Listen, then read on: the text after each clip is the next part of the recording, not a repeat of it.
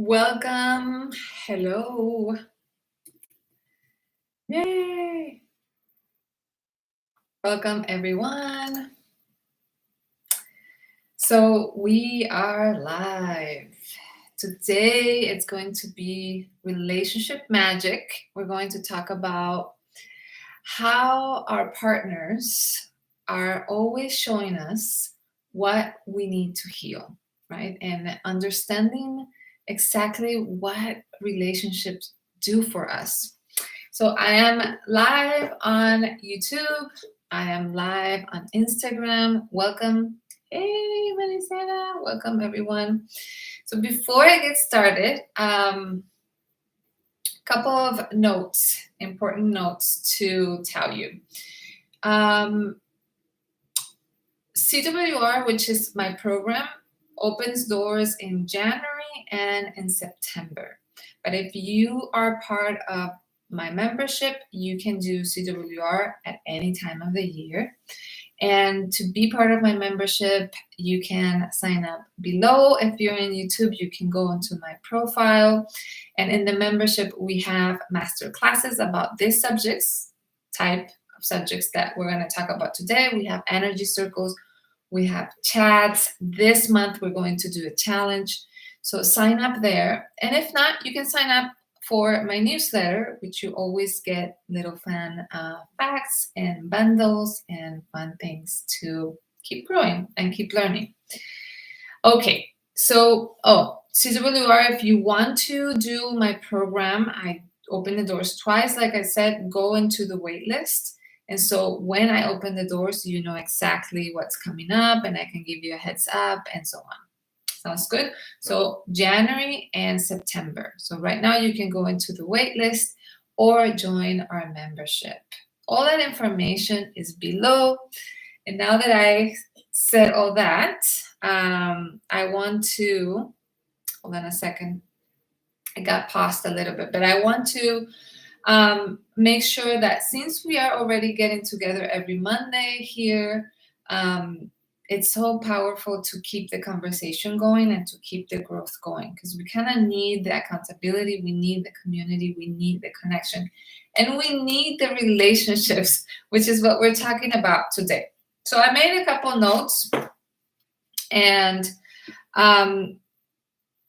this is going to be a great talk if you always find it hard to understand why the beginning of relationships are so uplifting and so insightful and so beautiful and butterflies in my stomach. And I'm not only talking about romantic relationships, but I'm talking about those ideal relationships that we start, whether that is because we've given birth to our children, whether it is because we do fall in love romantically with somebody, or whether that is because we're so excited about starting this new job and all these new people and all these new projects.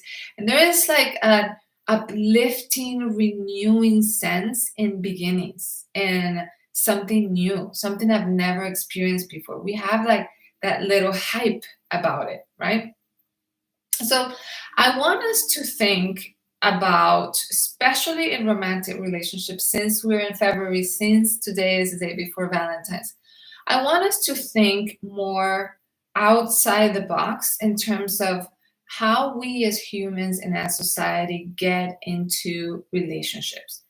So the first thing is biologically, right? We are mammals. So we are creatures that instinctively are attracted to the opposite sex or the same sex, but that instinct of sexual attraction and the need of being close to the other person is highlighted by hormones and by the desire of the species to reproduce, right? But that stage, the very beginning stage, that nature sort of orchestrates for us to feel that attraction, to feel that thing. It's not only about the newness and all of that I was talking about before, but it's also about something that happens chemically inside of us that makes us see things somewhat distorted. We don't see the 100% of what we're getting into. This happens when we are falling in love with our kids, with our babies. This happens when we're falling in love with our job, and this also happens when we're falling in love romantically. So we sort of see what we have in front of us. We see it magical. We see it like, wow, there's nothing wrong with this person. Like, I cannot see anything that's going to go wrong.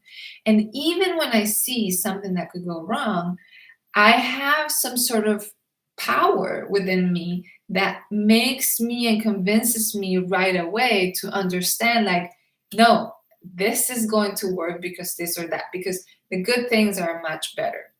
And that distortion it's purposely placed there by nature so that we truly get together, and hopefully something is born out of this connection, right? Because if you look at nature, what nature models to us is beginnings and cycles of beginnings and newness of creation and creation and creation, right? If you look at a plant, there's a leaf, and then there's another leaf, and there's two leaves, and then four leaves, and then, if you look at sacred geometry, it's like a never-ending creation, right? So we feel attracted in that distorted way so that we stay put, as long as possible, so that the newness of what's coming from these two entities can come out, right?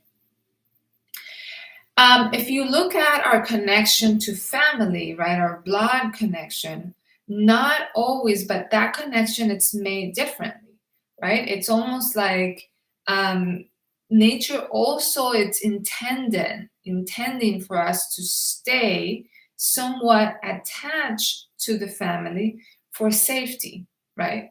And so our brain sort of acts the same way when we meet somebody.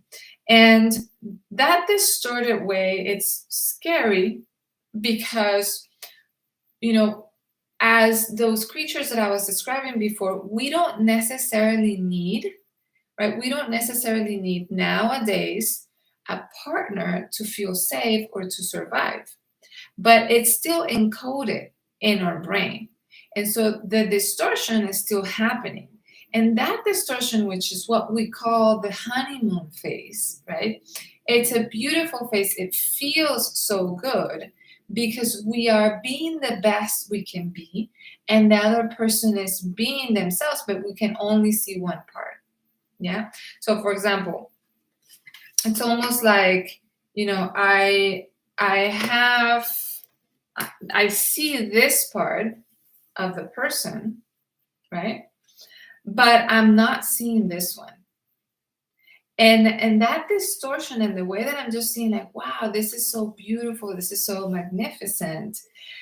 The thing about this is that it makes us feel so good. It's sort of like a drug in a way, that we end up signing off our life to that feeling, right? So it literally is like, okay, this is so good that I can't see beyond, but I feel that what I'm seeing is all there is, that I'm going to sign here, and all I see is this. But that person is many things. That person is also this part, right? But we cannot see it. It's not like that person is trying to hide it. It's not like sometimes we do feel like that. We feel like, oh wow, you did all that at the beginning, now you don't do it anymore. As if they're intentionally trying to stop doing those things that you like. It's not really the case, not only with them, but it's also not with us. The same thing happens with us at work. The same things happens with us in many places. What happens is naturally our relationships start fading out from that distorted beginning, new beginning, honeymoon phase. into a whole nother phase, right? And so my point here is that now that that phase makes us hooked, right?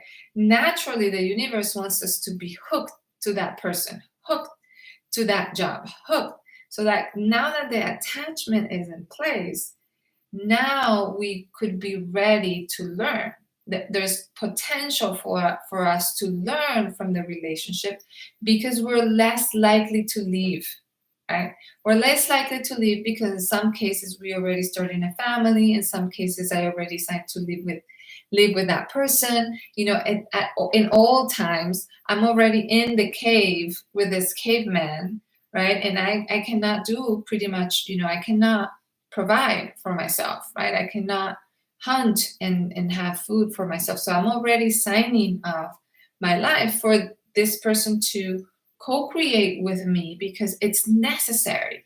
But now that it's not necessary, the distortion and the process still naturally, biologically is still happening. But we are not aware of that. Instead, what we do is we base decisions, lifelong decisions, on that distorted phase, betting on the success of the relationship being that we stayed in that combo that we agreed at the beginning for as many years as possible. And so the more years that we're together, the more successful the relationship is. This is at a society level, right? Now, my question is, and here is an opportunity for all of us to observe our relationships and observe ourselves, right? The question is, what is, if it's not time, right? If it's not how long a relationship lasts, what is that makes a relationship then successful to you? Okay, what is it? What is it that makes it successful? What is it that you can look back and say, wow, this relationship was very successful? And I just want to, I'm trying to, like, you know, get some prompts out there, because if it's not time that makes a relationship successful, what is it for you? Observe yourself, maybe look at successful relationships that you've had, and tell me, what do you feel is what makes a relationship successful for you? Now, in what we're talking about today, the important factor that we very seldom see is that anytime we're already in that attachment, right, we're already hooked, we then are ready to learn. And how are we going to learn? How are we going to grow?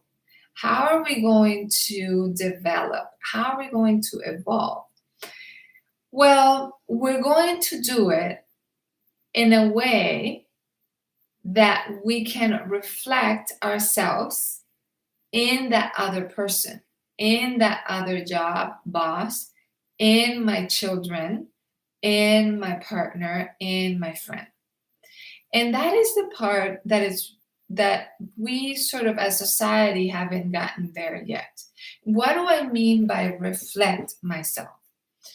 So what I mean is the way that I am going to treat myself, right? The level of consciousness that I have developed so far when I meet this person is the level of consciousness that I can then offer to this relationship, to the other person, and vice versa, right? The level of consciousness, of growth that that person has is the level that they are going to be giving to themselves and offering to us. And so in that already you can see a reflection, right? Meaning that even though I see you, right? Even though you are in front of me, in reality, I can only see myself. Because no matter how wonderful you are, right? I can only treat you the way that I treat myself.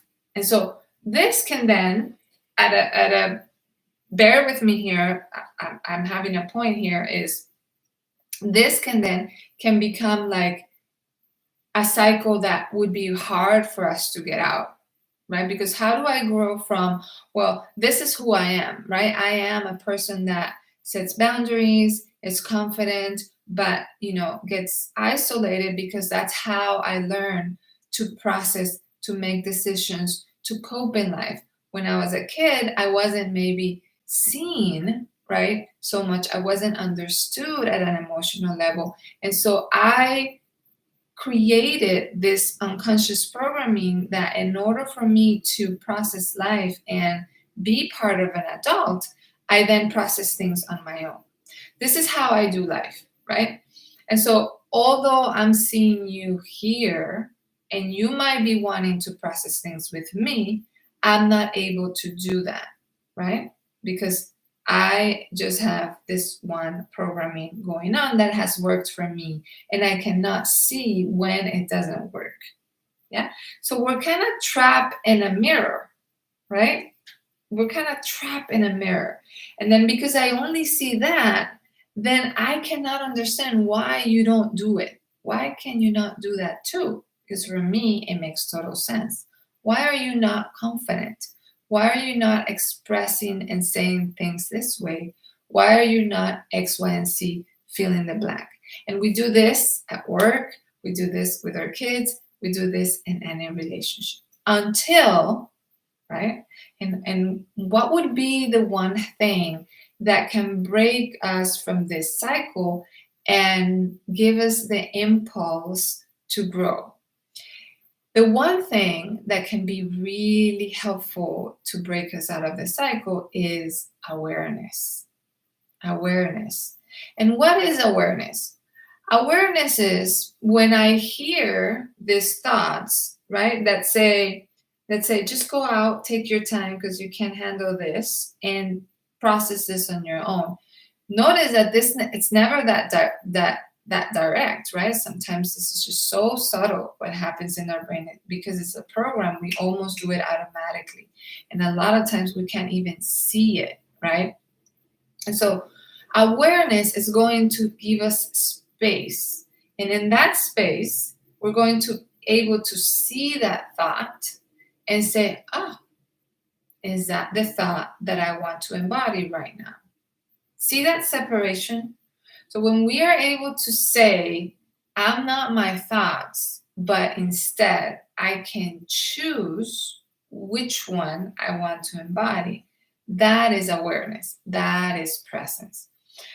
Until I get to that point at any level, all I'm doing is reacting to my thoughts, and I am not doubting them at all and just wearing them as if they're me.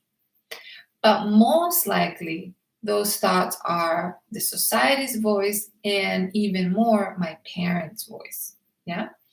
Because my brain got programmed at the time where I was spending all my time with my parents. Yeah. And so when I hear those thoughts, if I don't have that space, I'm just going to right away act on them. I'm just going to act on them. But if I practice creating that space and I bring awareness, then not only can I choose, but I also find security in my choice, right? So I'm not looking, in this example, right? I'm not looking to resist and reject this moment so that I can go alone and isolate myself to make a decision, because that makes me feel secure, because I am avoiding pain, because all of those things. Instead, right, just the fact that I can choose is already making me feel that I can trust myself, and it's already making me feel secure, because it's almost like I have a certain control. I'm not an autopilot, just doing what my brain says I need to do, to the point that I can't even notice when it's my brain and when it's me. Does that make sense? Does that make sense? Yes. It's really interesting and it's hard to explain. But just as a little summary, right? Once we are hooked in that relationship, nature wants us to be very attached so that we have less chances to leave. Because if we leave, then we miss the learning process. We miss, and what are we here for if not to learn, to grow, to evolve, especially in levels of consciousness? And so we get into that hooked honeymoon phase. Yeah. And once we're there, in order for us to grow and get out of that cycle of I can only do what my programming is telling me, and that's what I offer you, and so forth, and I never grow.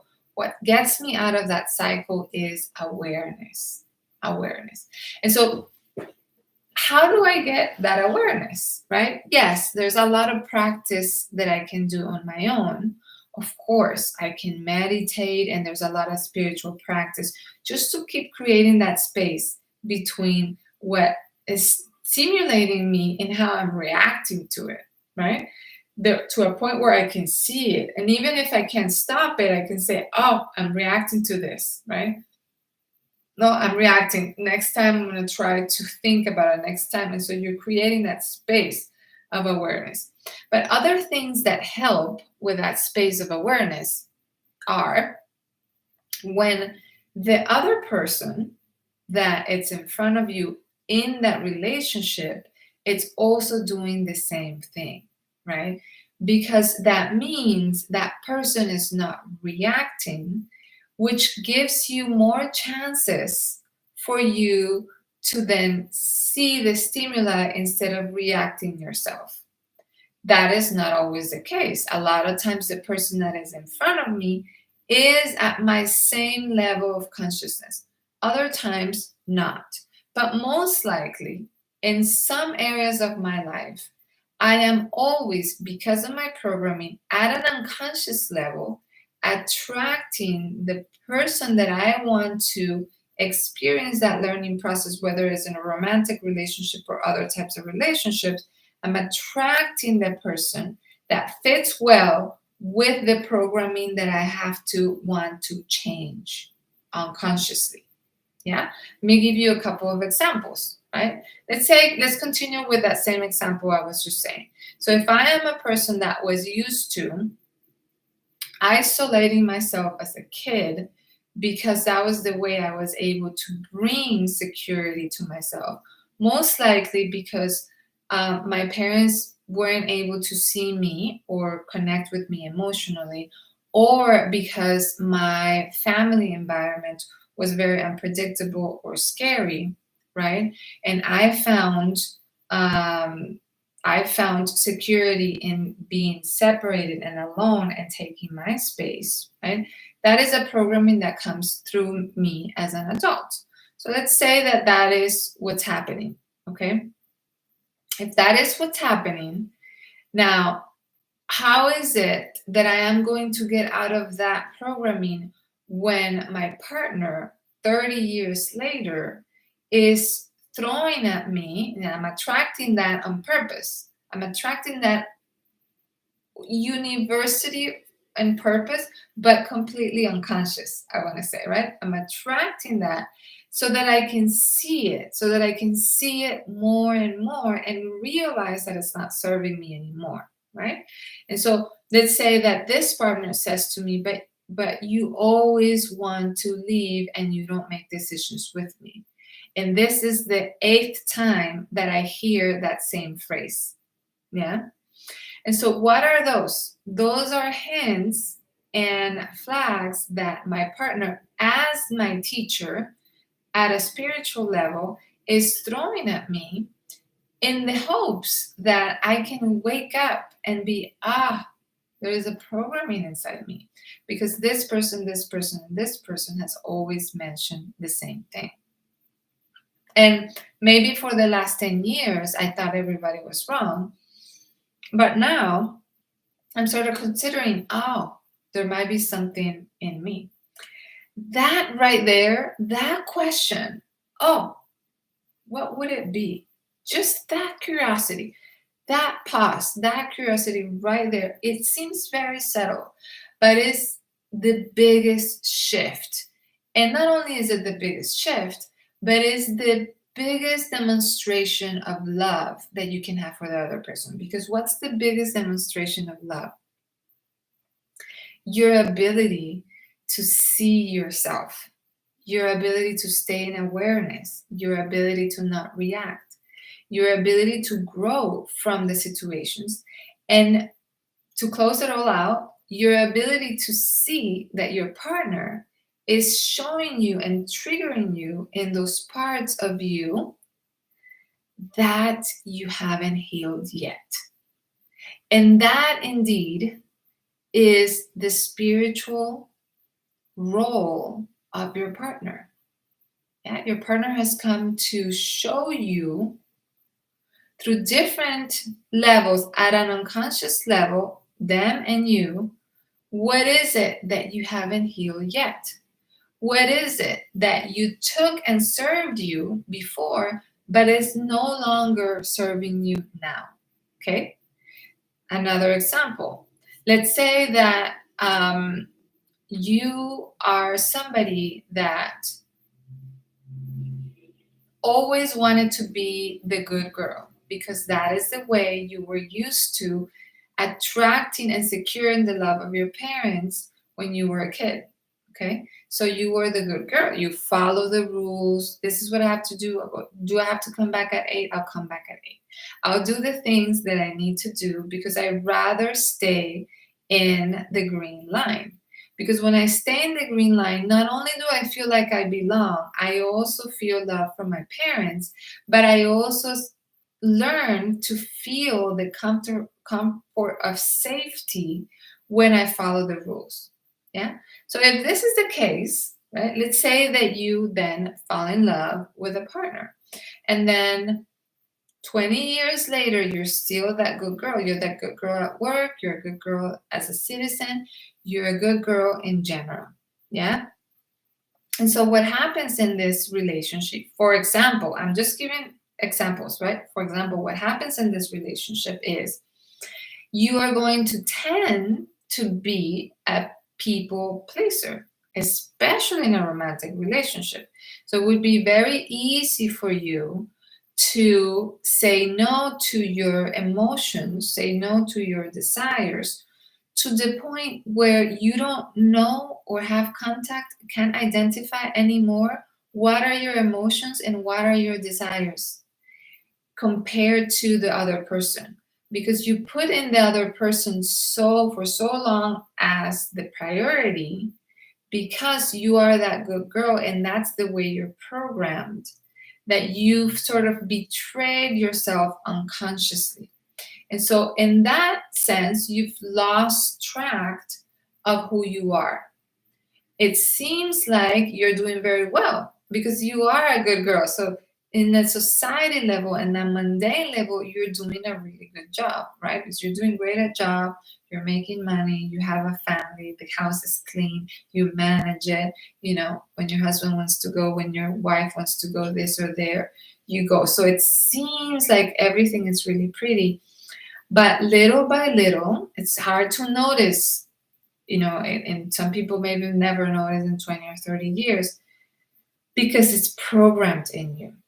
Yeah, so one day things start shifting. So the ship starts going to the other side, right? And then in this relationship, what starts showing to you is that it looks like the other person doesn't really care about me, right? It's like this person doesn't care about me because it never, you know, asks me what I want to do. It's never telling me, you know, what I want to hear. It's never giving me the time to speak. It's not really listening to me. It's not doing all the things that I actually wish somebody did for me. But why is this person reflecting that back to you? Because in the first place, that's what you were doing with yourself. Remember what we talked about at the beginning? I can never, right? I'm always going to see what I am doing and feeling and being with myself. So if I'm not able to hear myself, to listen to myself, to show up for myself, to create space for myself, to respect my ideas, my emotions by expressing them, by creating what I want, by allowing myself to be free regardless what the other people feel or think, if I'm not able to do that, give that to myself, then my partner is going to show that the same thing a million times larger. It's going to look even worse. It always looks even worse in our partners. And the first temptation, if I'm not aware, is to blame it on them. Because if only they respected me and give all that love back, then I would feel better. But here's the thing, they don't know how to do it because that's not how I model myself. And it takes awareness and presence to see that. But when I see it, remember what I told you, when I'm able to see it, right? When I'm able to say, of course they can respect me because I haven't respected myself, right? And I haven't respected them either. Because when I say yes, yes, yes, and I please, and I please, and I please, I'm not also respecting the other person. I'm not giving them the best scenario because we're not balanced and an emotional intelligence maturity together to flourish together. What I'm doing is suppressing everything that I am to then lift the other. And it looks like lifting the other is beautiful and it's loving, but that's not really what love is, right? Again, my question, what measures success in love? What is what measures success in our relationships? That is a question that I would love if you guys tell me and answer. Oh, okay, we have somebody in YouTube. How happy I feel. Okay, so yeah, somebody says, what measures my success in a relationship is how happy I feel. Yes, that could be. That could be. The thing though is like happiness is really hard to measure, right? Because we're not consistently feeling happy. And there's many types of joy and happiness. Our ego can feel really happy and satisfied, but our intuition and our soul can feel really happy and satisfied. And those are two different things. For example, when my ego feels really happy and satisfied is when, just to give you a random example, when I've had conflict with my partner and I had a really hard conversation and I told them that they really needed to do X, Y, and Z. And they said, well, yes, you're right. I really needed to do X, Y, and Z. So it's true. You win. I'm so sorry. Right. And my ego can feel really, I'm not saying this is right or wrong. I'm just saying my ego can feel really happy about that. Because now this other person has complied to not only agree with me, but also to apologize. And from this point on, they're going to do a better job. And I was right. I was right. See that difference?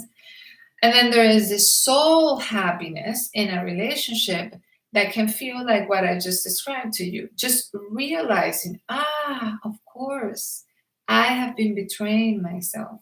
How can I, right? How can I start putting myself first and rewiring that programming that says I'm a good girl and that has led me to people please? And then that inner conversation, that inner connection that you have with yourself, when you're integrating and reparenting that inner child that learned to be the good girl, that is deep, meaningful joy. See the difference? Now, again, it's not that one is better than the other, but the truth is that we can never really, to our command, change other people. We can only change ourselves, and that is because we're here to evolve and we're here to change, and we are in command of our life. And so when we are feeling the joy and satisfaction of this is wonderful because I am leading, that could have its place in this mundane world, but it's temporary, right? It's not long-term joy. So I would say that what helps us understand when, or at least this is what my experience. What makes me feel that a relationship and the love that I have within a relationship, including parents and children's relationships, relationship with my boss, romantic relationship, is what have I been able to grow? How much have I been able to grow? How much have I learned in this relationship? And not because this other person had a lot to teach me in the sense that they were so knowledgeable, right? It's not because of that. It's because this other person and me, our togetherness happened when I was practicing that presence and that awareness. And so the more aware I was, the more I was able to learn from our encounters, the more I was able to learn from what the other person is saying, the more I was able to reflect back and look at the other person underneath their fears, look at their programming, and look at what is really pushing them to act like that, and look underneath how they're doing the best they can. Yeah, when I'm able to see with those eyes, then I'm able to see the lesson, and then hopefully there's potential for me to act on myself, because it's always about growing myself. Why? Because I can never change the other person. It's always about how much freedom I have to decide how can I live in a more integrative, aligned life, right? The other person is just giving me options, and in the end, ultimately, they are the teachers that came to bring the lesson, right? But the options are, this is the way, this is all I can offer. This is who I am. I'm not even saying that they're saying this. With every act, with every choice, with every word they're saying, that's what they're saying, right? This is what I can offer. This is the type of love. This is the level of connection. This is the level of service. This is the level of inspiration and creativity that I can offer you. And I, if I am aware and present, can decide if I want to participate at that level. But that decision is love, because that decision is coming from my soul. Notice that when I am completely entangled in trauma programming, right, I'm not really seeing this decision. I'm either reacting, rejecting, or overwhelming or overpowering. See the difference? Or you're saying, yes, this is what you should do, or what you don't do. Like, it's a whole total different level. Because in that other case, right, I'm just trying to manipulate, not for survival, not on purpose, like in a mean way, but for survival. Our ego tries to manipulate the circumstances and the other people so that I can feel safe, so that I can feel love, right? So let me talk to you and ask you to really, should make an effort to make dinners every night, because I make them all the time. And so can you make an effort to wash the dishes? Like, this is my ego trying to change what's outside of me so that I can feel better, so that I can feel safe, so that I can feel taken care of. Again, it's not bad, it has its place. But the moment my happiness or the success of my relationship depends on that, then it's a key, right? It's a sign that I'm not really living in that alignment, that I'm not really looking at the healing possible for myself, and then I'm not really present with the lessons that I can learn in this relationship. Yeah. So how do I measure the success of a relationship? Well, how many things I've learned. due to how aware and present I was to see, feel, and hear underneath the words and the feelings, to be present with the other person. How much do I get triggered, and what do I do with those triggers? Right? Do I then react and defend myself and never really have any healing from those triggers? That's how you know how to measure the success of a relationship. And ultimately, the ultimate sign, right, that we are learning in a relationship is that we feel grateful for the situation, whatever it is, even if it feels horrible. Because a lot of times the situation feels, there's a lot of grieving. Powerful and conscious relationships require conflict, require hard conversations, require letting go of shame. It's the hardest thing to do, letting go of shame, right? Really showing up vulnerable is the hardest thing to do, right?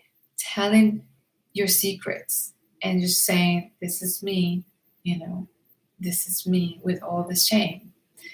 That is a hard thing to do, So showing up like that, yeah, the more I am showing up like that, the more I am walking towards a conscious relationship, because the less I require of the other person to feel safe and to feel happy, and the more aware I am that what that person is reflecting back to me, I'm using as my process of learning. I'm using as my process of evolving. I'm not reacting to it.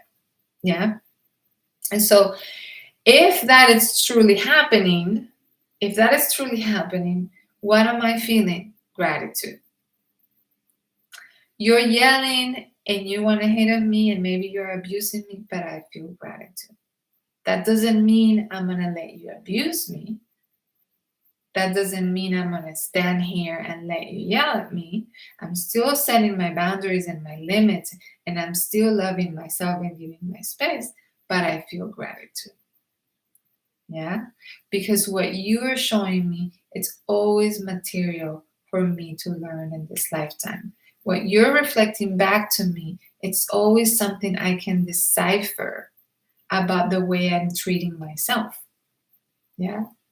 And so both ways, when you're showing me this amazing, spectacular vulnerability, right?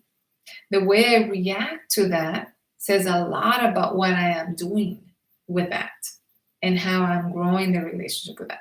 So all of that space of growth that I'm talking about, letting go of shame, vulnerability, feeling really grateful for what this relationship brought to you. How much have I grown here? How much presence have I brought to this relationship? This is the true love that we came here to practice. Yeah. This is the true love and what our inner dialogue needs to be talking about, right?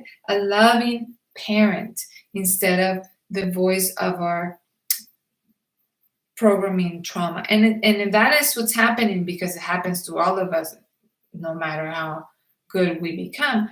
What are we doing about it to rewire it? That is true love. That is when true love happens, right? When you're yelling at me, or when we're going through conflict and hard conversations, yeah, but I am standing in true love and I'm still being able to see you behind that anger, behind the yelling, and behind feeling offended. But when you just said, I'm still able to see you.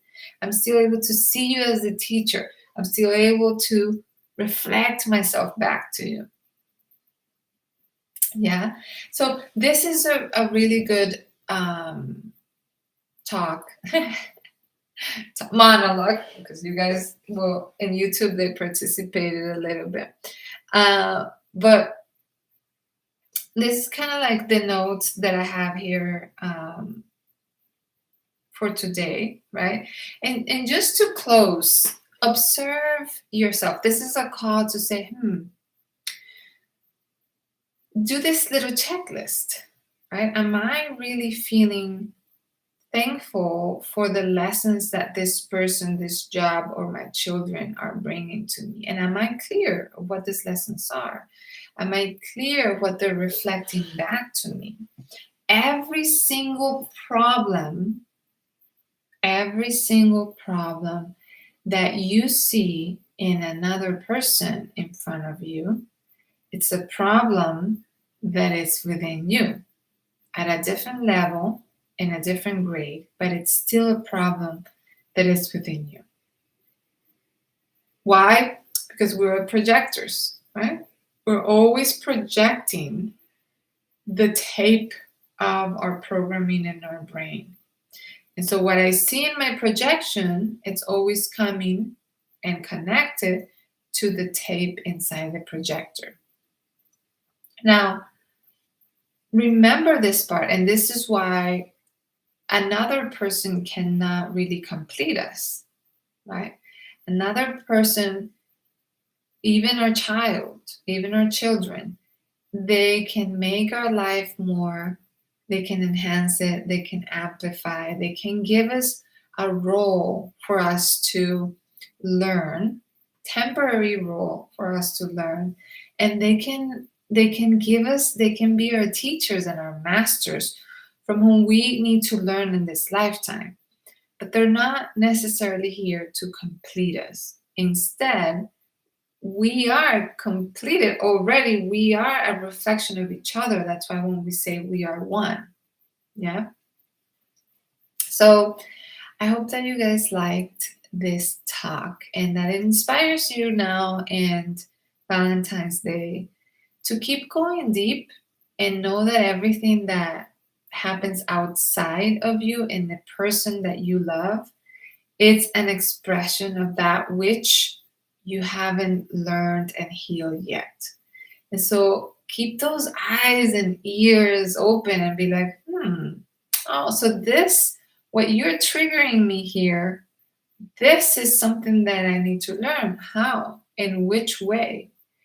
Why is this triggering me? If this is triggering me, it's because it's inside of me. Let me check inside of me and look at, where this is at, right? Like the example I gave you about betraying yourself. Oh, you're not respecting me?